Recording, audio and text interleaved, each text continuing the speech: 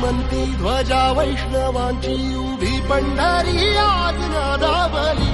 तुझे नाव ओठी तुझे रूप ध्यानी जीवाला तुझी आस गा लागली.